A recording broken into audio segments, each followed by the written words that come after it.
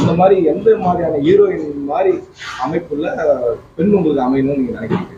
எனக்கா sir, Trisha madam. ஆக்சுவலாக நாங்கள் ஸ்கூலில் படிக்கலேருந்தே திர்ஷா மேடம் ஹீரோயினாக நடிச்சிட்டு இருக்காங்க. திர்ஷா மேடம் மாதிரி ஒரு நல்ல ஒய்ஃப் அமைஞ்சா நல்லா இருக்குன்னு எனக்கு ஒரு ஆசை சார். தமன்னா மேடம் ரொம்ப பிடிக்கும். திர்ஷா மேடம் அவங்களுக்கே ஒன்று திருமணம் நான் அவங்கள விட சின்ன பையன் சார். என்னோட வயசா சார்? நல்ல கொஸ்டின் கேட்டீங்க.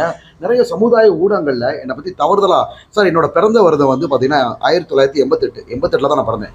ஈவன் வந்து நம்ம சிவகார்த்திகேயன் அண்ணனை விட நான் கொஞ்சம் இளமன்னு வைங்களேன். அவங்களாம் என்ன இப்போ அவங்க செட்டு சதீசனாலும் நான் அண்ணன் தான் கூப்பிடுவேன். என்னோட 10th மார்க் ஷீட்டு, என்னோட ஐடி ப்ரூஃப்லாம் வந்து இப்போ காட்டலாமா?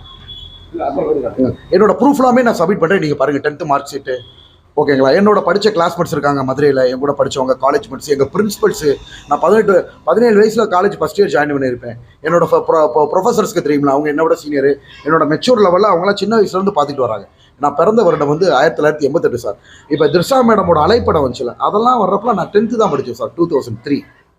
இது ஒரு எடுத்துக்காட்டுக்கு சொல்ல வரேன். ஸோ நாங்கள் இப்போ என்னன்னா எங்கே ஹீரோ ஆயிடுவோன்ட்டு நிறைய பேர் பயப்படுறாங்க சார். அதனால் இந்த மாதிரி நம்மளோட பர்சனல் லைஃப்பை பற்றி தப்பாக கிளப்பி விட்டு வேணும்னே ஏஜ்டாக நிறைய பேர் வந்து பார்த்திங்கன்னா நம்ம நிறைய வந்து ரொமான்ஸ் ரீல்ஸாக பண்ணியிருக்கோம். அது நிறைய பேருக்கு பிடிக்கும்.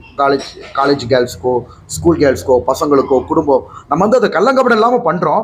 அது எல்லாருக்கும் பிடிக்குது. ஸோ எங்கே வந்து ஆக்ஷன், லவ், ரொமான்ஸ்னு ஒரு ஹீரோவாக வந்துருவானோ அப்படின்ட்டு கொஞ்சம் கூட ஒரு வேணுமனே வந்து இந்த மாதிரி வயசை வந்து கிளப்பி விடுறாங்க சார்.